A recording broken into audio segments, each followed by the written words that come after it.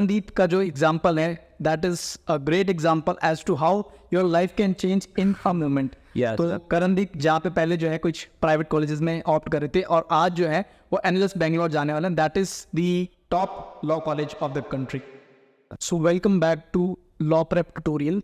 आज हम जो है we will continue on our series and the series is candid conversation with CLAT toppers. Today we have Karandeep Pithani who has secured all India rank 16 in OBC category and he'll be going to NLS Bangalore. That is the top law college of the country.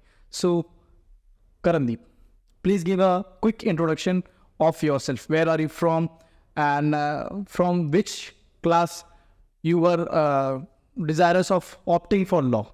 Yes, sir, sure. Hello, good afternoon. Myself, Karandeep Pithani, and I have secured All India Rank 151 and All India Rank 16th in OBC category, and I am getting into NLSIU Bangalore, and I am very much happy for that. And I did my schooling from DPS Balotra, and I am from Balotra, Rajasthan, and yeah. Okay, so as we all know that NLS Bangalore is one of the top law colleges of the country. So the journey to this college in most categories, most of the times is not smooth as we think. There are many ups and downs when it comes to the CLAT journey. So Karandeep, please shed some light on your journey to NLS Bangalore. Yeah, sir. Actually, I'm dreaming to become a lawyer from like class 9th or 10th. And yeah, हमेशा से मेरे को था कि law ही करनी है actually, क्योंकि पापा भी लॉयर है। तो फिर उसके बाद 12th मैंने क्लैट दिया था, क्लैट 2023, जिसमें मतलब बिना प्रिपरेशन मैंने क्लैट दिया था and my score was 20 out of 150 and I was so much demotivated कि CLAT is not for me. CLAT वगैरह कॉम्पिटिटिव एग्जाम्स ये सब मेरे लिए नहीं है। एंड देन उसके बाद फिर 12th के बाद 2-3 प्राइवेट कॉलेजेस में भी गया, एडमिशन भी हो गया था एक्चुअली जयपुर में मेरा। उसके बाद मतलब मेरे को सेटिस्फेक्शन नहीं मिल रहा था कि मैं प्राइवेट कॉलेज क्यों जा रहा हूँ, मेरे को कुछ और बेटर डिज़र्व करता हूँ। एंड देन फिर उसके बाद मतलब भैया की गाइडेंस वगैरह के साथ भैया ने बोला कि you should take drop and CLAT के लिए प्रिपेयर करना चाहिए। तो मैंने बोला नहीं भैया, बहुत कम टाइम है और 3 महीने रहे हैं, तो मैं क्लैट के लिए तो प्रिपेयर नहीं कर पाऊँगा, मेरे को और कुछ ही देखना पड़ेगा। तो भैया ने बोला नहीं ऐसा कुछ नहीं है, तू कर सकता है, तू एक बार खुद सोच और टाइम है तेरे पास, एक बार देख ले। फिर मैंने मतलब सर टाइम लिया, खुद का टाइम लिया, सोचा 1-2 दिन। फिर मैंने भैया को बोला कि हाँ भैया मैं ड्रॉप लूँगा। एंड फिर उसके बाद भैया ने बोला कि ठीक है अपन लॉ प्रेप चलते हैं जोधपुर में, अपन एडमिशन करवाते हैं। फिर भैया वगैरह हम लोग आए, एडमिशन कराया और स्टार्टिंग में कोचिंग ज्वाइन की तो बहुत ज़्यादा अंडर कॉन्फिडेंट था कि कैसे होगा, 3 महीने में कुछ भी पॉसिबल नहीं है, लोग 2-2 साल करते हैं, नहीं हो सकता, बहुत ज़्यादा अंडर कॉन्फिडेंट था। लेकिन टीचर्स वगैरह जो सपोर्ट देते थे स्टार्टिंग में, मतलब पहले दिन से ही टीचर्स वगैरह बोलने लगे कि आप लोग ऐसा बिल्कुल भी मत सोचिए कि आपके पास सिर्फ 3 महीने इनफ है क्लैट के लिए, आप बहुत कुछ कर सकते हैं। ओके, तो जैसे हमने देखा है कि करणदीप स्टार्टिंग से ही जो है एज अ लॉयर जो है अपना कैरियर जो है परस्यू करना चाहते थे और इनका जो है क्लास 9 से जो है फिक्स था कि इनको जो है लॉ ही ऑप्ट करना है, क्योंकि जैसे उन्होंने बताया कि इनके जो फादर हैं वो भी जो है एक बहुत अच्छे लॉयर है, बहुत बड़े लॉयर हैं। तो जैसे कि हमें भी जो है बहुत बार खुद के ऊपर डाउट होता है कि मैं जो है क्लास में जो है जैसे मेरी 11-12 चल रही है उसके साथ प्रिपरेशन करूं या ड्रॉप लेके प्रिपरेशन करूं। तो Karan what's your point on that? Like मैं तो यही कहूँगा कि अगर अपन 11th या 12th के साथ ही प्रिपरेशन स्टार्ट करें तो वो बहुत मच बेटर रहता है, क्योंकि अपन को सब कुछ समझ आ जाता है, रीडिंग स्पीड वगैरह। अपन को पेपर बैटल मॉक्स वगैरह रेगुलर देते हैं, 11th-12th 2 साल हो जाते हैं, अपन रेगुलर मॉक्स देते हैं, अपन को आदत सी हो जाती है उस सब चीज़ की, तो अपन अच्छे से प्रिपेयर कर सकते हैं।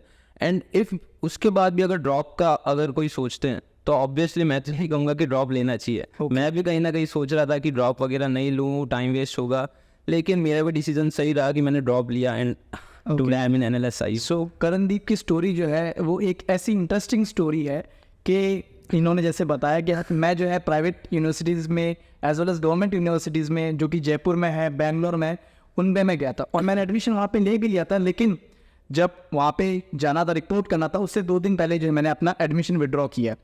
तो ये एक जो इंटरेस्टिंग पार्ट है इनकी लाइफ का, वो हम थोड़ा सा जो है और जानेंगे, तो please shed some light on that. Yeah sir, तो मतलब मैं बोर्ड्स वगैरह के बाद जयपुर भी मैंने विज़िट किए थे 3-4 कॉलेजेस, प्राइवेट कॉलेजेस, फिर कैंपस वगैरह विज़िट किया। एक्चुअली एडमिशन का पूरा प्रोसेस भी कंप्लीट हो चुका था। एक जो कॉलेज मैंने फाइनल किया उधर एडमिशन भी हो चुका था, इनफैक्ट फ़ीस भी भर चुकी थी।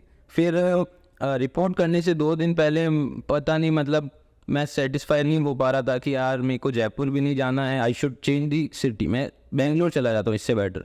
तो मैंने बेंगलोर की एक प्राइवेट कॉलेज में उनका सेम एक ब्रांच थी, तो उधर मैंने एडमिशन ले लिया।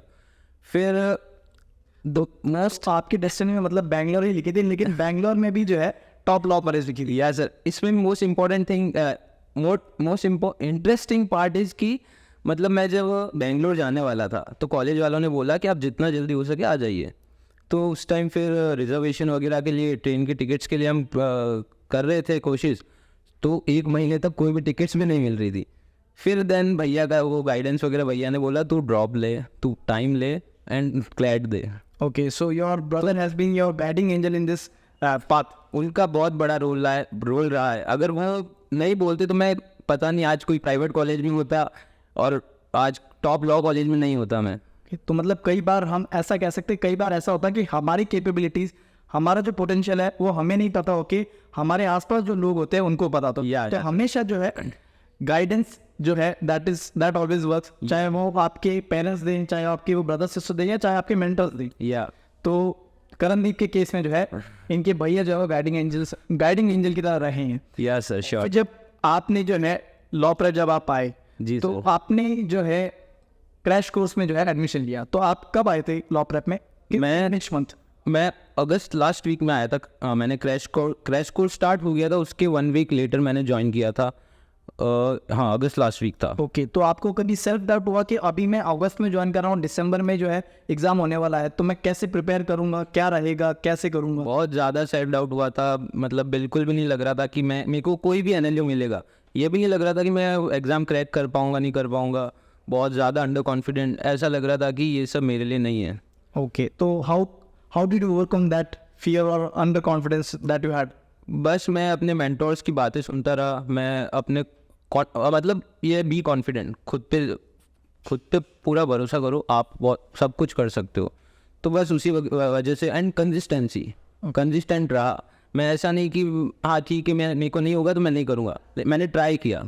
तो वही है, अगर अपन कंसिस्टेंट रहेंगे, पर्सिस्टेंस रहेंगे और साथ ही साथ कॉन्फिडेंट, और मेंटोर्स का तो जो गाइडेंस रहता है वो तो उसके बिना तो कुछ हो ही नहीं सकता। ओके, सो करणदीप का जो एग्जाम्पल है that is a great example as to how your life can change in a moment. Yes, तो करणदीप जहाँ पे पहले जो है कुछ प्राइवेट कॉलेजेस में ऑप्ट कर रहे थे और आज जो है वो एनएलएस बेंगलोर जाने वाले हैं, that is the top law college of the country. Yes sir. पहली बात तो ये हो गई। अब उसके बाद जो है आपकी स्ट्रैटेजी कैसे रही थी? आप जो है जैसे हमने देखा कि आपने पुराना जो क्लैट पैटर्न का एग्जाम का पैटर्न आता था जिसमें 150 क्वेश्चंस आते थे, यस सर। उस वक्त आपकी स्ट्रैटेजी क्या रहती, और अभी जब 120 पिछले साल जो 120 क्वेश्चंस का पैटर्न चेंज हुआ है उस पर आपकी क्या स्ट्रैटेजी रही थी? जी sir, to be honest last year का जो क्लैट का पेपर था मुझे बिल्कुल भी नहीं पता था कि पेपर पैटर्न भी क्या होता है। तो I was okay, that was last year, that was CLAT 2023। CLAT 2023 I was very under prepared, मेरे को कुछ भी नहीं पता था। एंड उसके बाद क्लैट 2024 का जो पेपर था तो पैटर्न भी जुलाई में शायद चेंज हुआ था। तो उसके बाद मैंने अगस्त में ज्वाइनिंग की थी, तब पहला मॉक भी दिया था। तो अब मेरे को माई स्कोर वॉज लाइक 28। ओके, तो मैंने सोचा 28 पहले मॉक का स्कोर है, मेरे से क्या ही होगा।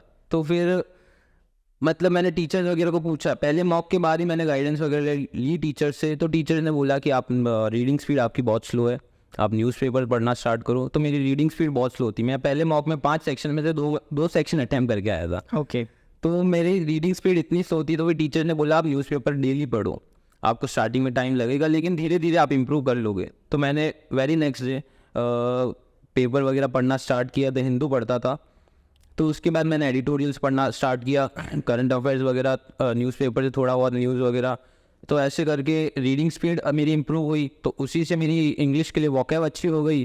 एंड एडिटोरियल से सीआर पार्ट भी बहुत ज़्यादा हेल्पफुल रहा। करंट अफेयर्स मतलब, और इस बार तो एक्चुअली पेपर में जो लास्ट 3-4 मंथ का था करंट अफेयर्स वो ज़्यादा था, तो मेरा न्यूज़पेपर बहुत ज़्यादा हेल्पफुल रहा उस चीज़ में भी। ओके, मतलब जो द हिंदू पढ़ते हैं उसमें एक न्यूज़पेपर पढ़ने से हमारे 4 सेक्शन लगभग इजीली कवर होते हैं। क्यूटी को छोड़ के आपकी ऑलमोस्ट चारों सेक्शन कंप्लीट हो रहे हैं। ऑलमोस्ट चारों कवर हो रहे हैं और कॉम्प्रिहेंशन स्किल्स भी जो है आप कॉम्प्रिहेंसिव स्किल्स बहुत ज़्यादा इंप्रूव होती है, क्योंकि स्टार्टिंग में मैं बिल्कुल भी नहीं थी। और ओके, तो आपके हिसाब से जो है जब हम एक क्लैट का पेपर देते हैं, मॉक देते हैं, Yes. तो आप जो है कौन सा सेक्शन पहले करते हैं? आपका sequence of attempting the sections Yes, sir. CLAT mock वो जो है सीक्वेंस क्या रहता है?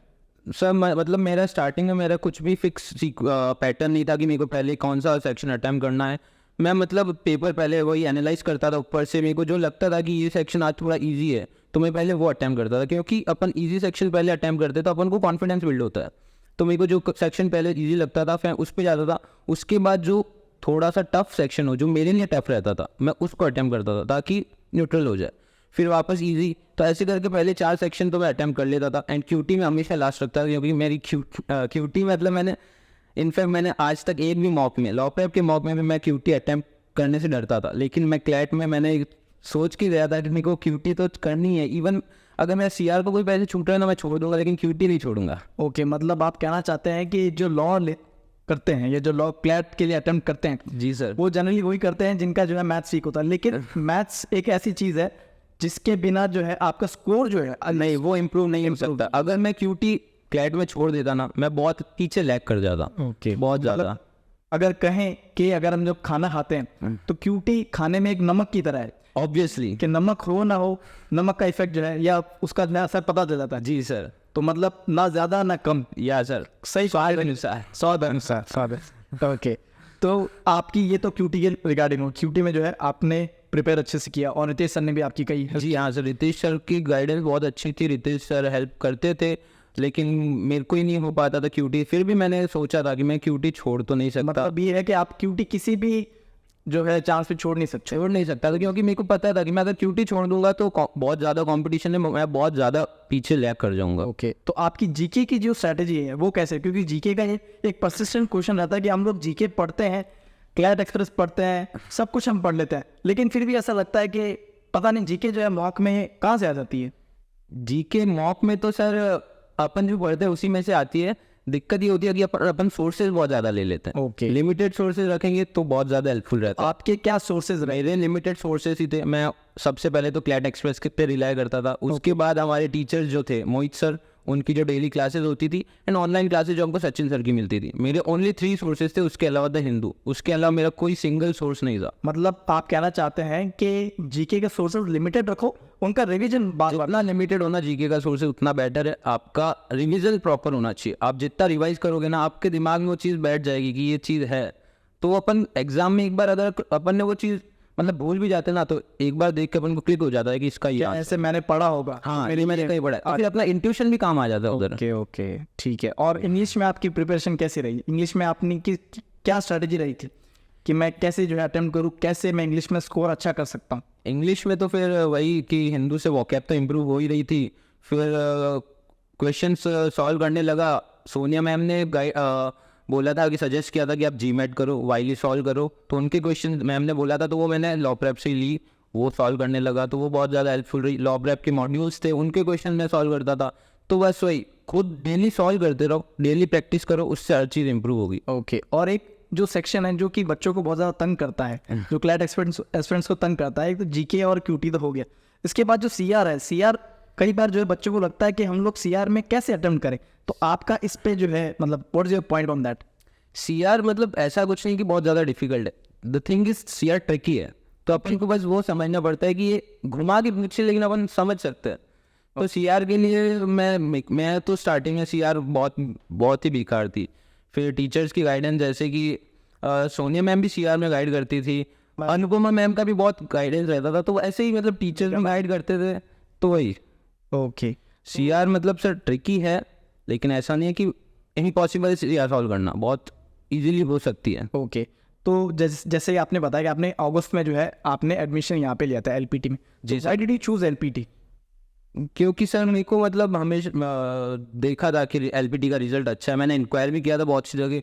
तो और मेरे को तो ऑब्वियसली जोधपुर ही आना था और कहीं जाना नहीं था। तो मैंने इंक्वायर किया कि बेस्ट क्लैट के लिए बेस्ट कोचिंग कौन सी रहेगी। मेरे 2-3 फ्रेंड्स जिन्होंने क्लैट दे रखा है उनसे भी इन्क्वायर किया, तो उन्होंने बोला कि लॉ प्रेप बेस्ट है, और बाकी तो उन्होंने बोला कि और कहीं जाने की ज़रूरत भी नहीं है। और फिर मेरे भैया ने भी बोला कि लॉ प्रेप चला जाओ। ओके, तो जैसे आपने बताया आपने अगस्त में यहाँ पे एडमिशन लिया था और फिर जो है आपने प्रिपेयर किया, Yes, तो sir. जैसे जैसे क्लैट का एग्जाम पास आता गया आपने खुद को एंग्जाइटी से कैसे बचाया और आप कैसे जो है कूल हेडेड रहते थे और फिर जो है आपने अटेम्प्ट जो है जो क्लैट का एग्जाम है वो दिया?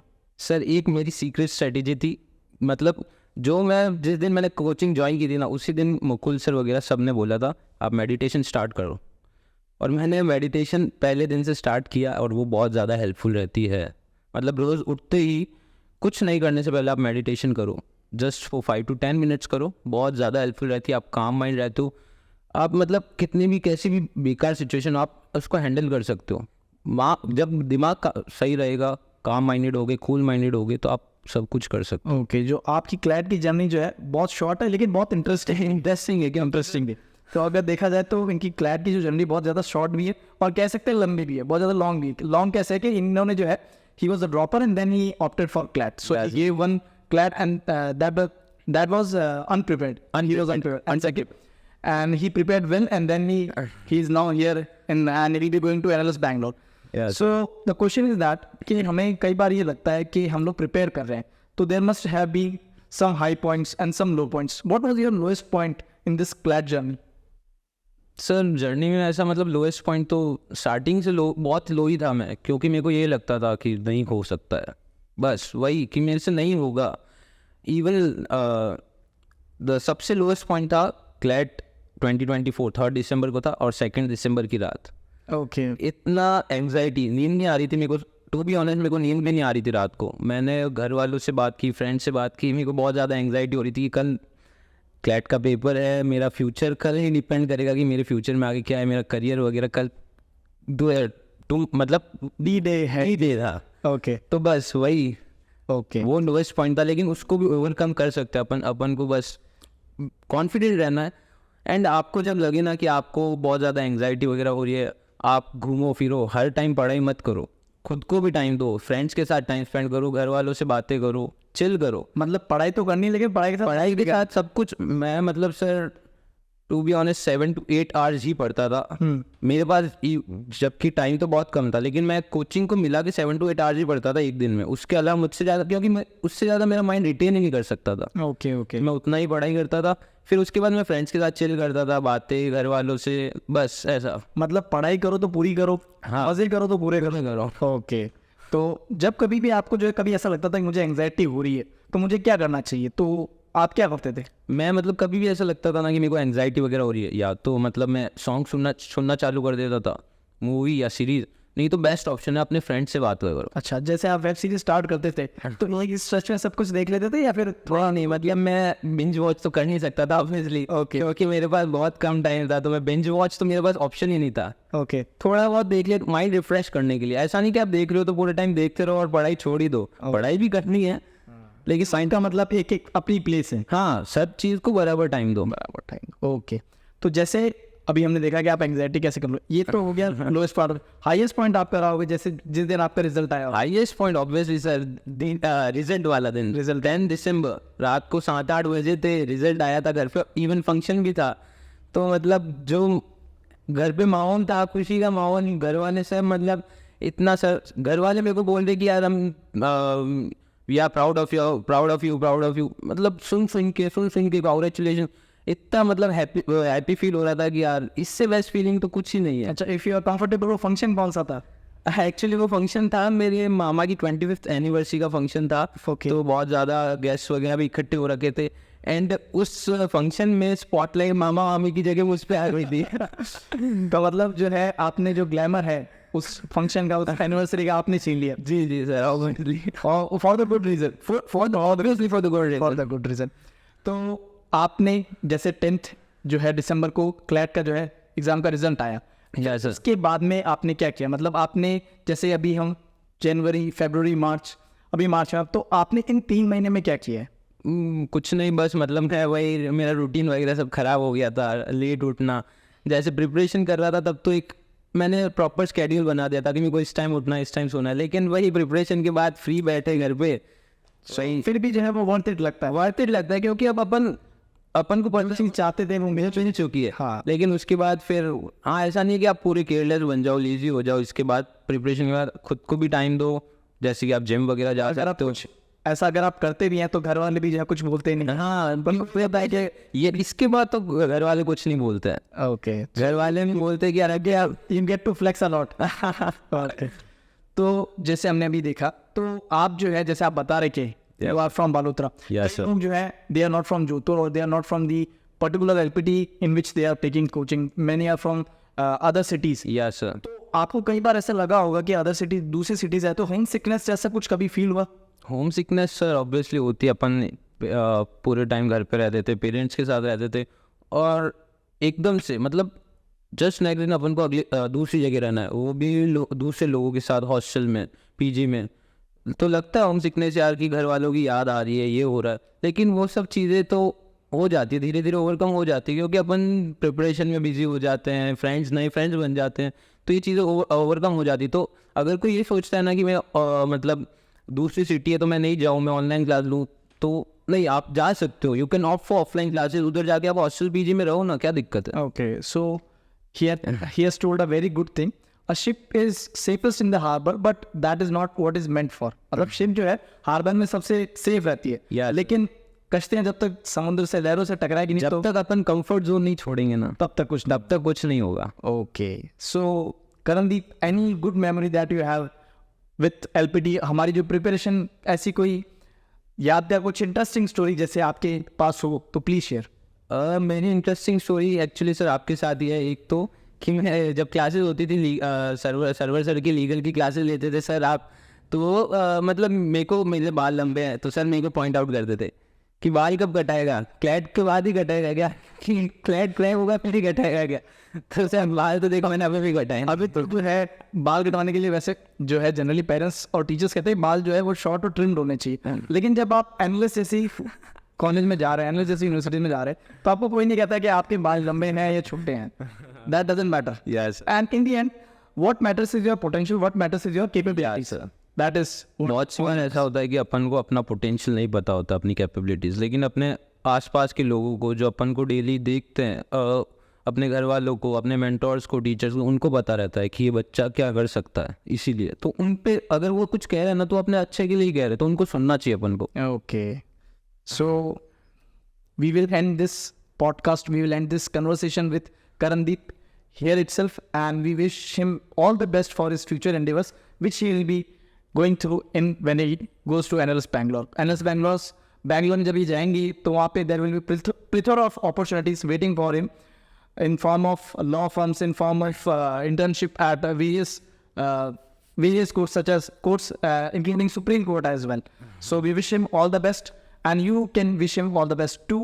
You can take inspiration from his journey that 2 साल पहले जब इन्होंने 12th पास की थी, he was utterly demotivated. इन्होंने जो एग्जाम भी दिया था, लेकिन कैसे जो इन्होंने बाउंस बैक किया और आज जो है he is in NLS Bangalore. So thank you Karandeep, and wish you all the best for your future endeavors. Yes sir, at last मैं I would like to thank law prep server sir. Obviously आप मतलब आपका guidance बहुत अच्छा था, तो and आप लोग को मैं एक ही चीज़ कहना चाहूँगा कि आप please be confident and be consistent, तो आप कर सकते हो। चाहे भले ही जो है टाइम आपको कम मिला हो या ज़्यादा मिला हो, that doesn't matter, consistency what matters. ऐसे नहीं कहते कि consistency is the key to success, Consistency. कुछ तो है उस बात में। Okay. So thank you Karandeep, and all the best for your future. Thank you so much sir. Okay.